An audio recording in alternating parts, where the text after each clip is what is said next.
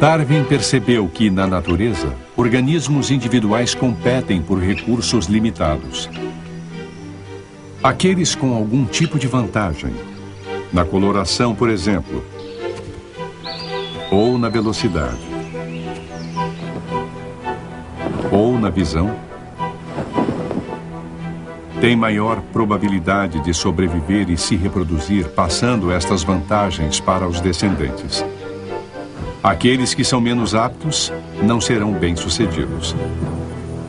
Darwin chamou isso de seleção natural, porque as forças da natureza selecionam quais organismos sobreviverão. Os sobreviventes serão aqueles cuja variação os adapta melhor aos ambientes locais em mudança. E aí, como eles passam esses traços aos descendentes, a população muda. É a seleção natural. É somente isto. Não é um princípio de progresso, é só um princípio de adaptação local. Não se produzem melhores criaturas no sentido cósmico. Produzem-se criaturas mais adaptadas às mudanças climáticas dos habitats locais. Só isso. Darwin não conseguiu ver a seleção natural agindo em tempo real. Mas os cientistas de hoje podem fazê-lo, observando a evolução do HIV, o vírus que causa a AIDS.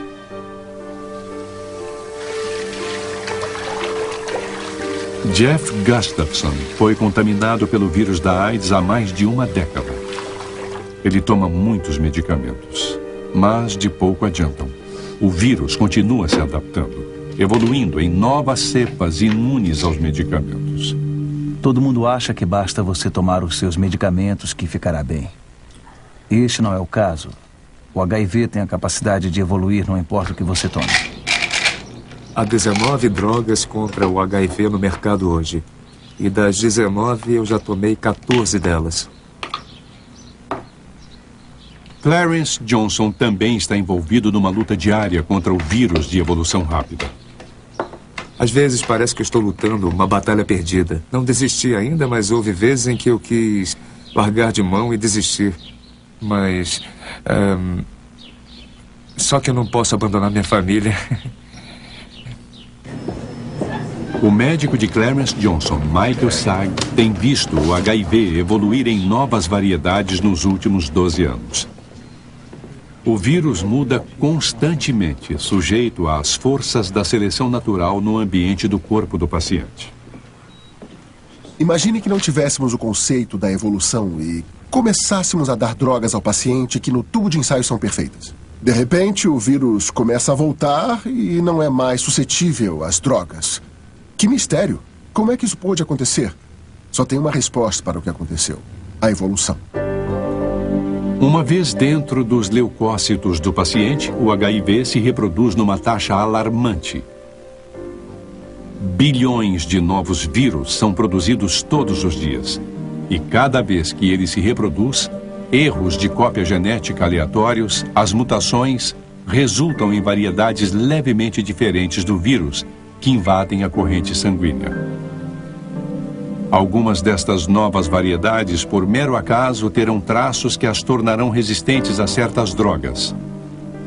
Então, quando a droga entra na corrente sanguínea, a seleção natural favorece as formas resistentes à droga. Elas sobrevivem e se reproduzem. Em pouco tempo, os vírus resistentes à droga prevalecem no corpo do paciente. A evolução parece muito fácil de entender quando olhamos os grandes animais, pois é possível vê-los, de certo modo. Mas é uma evolução que demorou séculos para ocorrer. Quando se fala de uma coisa como um vírus, que não se pode ver no dia a dia, é difícil de visualizar como ele muda.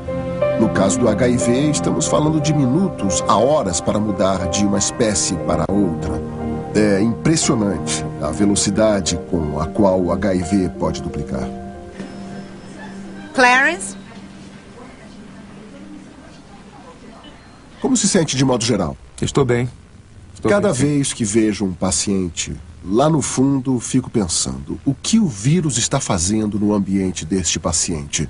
O vírus se reproduz na ordem de bilhões de cópias ao dia. Os poucos que conseguem atuar na presença da droga dizem: ei, esta é minha chance, e eles se manifestam. Então dá a impressão de que o vírus programou tudo, mas na verdade é só uma questão de acaso. É uma questão de ter um vírus no corpo que não é suscetível à droga. Ele se manifesta e o vírus começa a vencer a guerra. Foi exatamente isso que aconteceu com Jeff Gustafson. Toda vez que ele tentava uma droga nova, o vírus evoluía e resistia.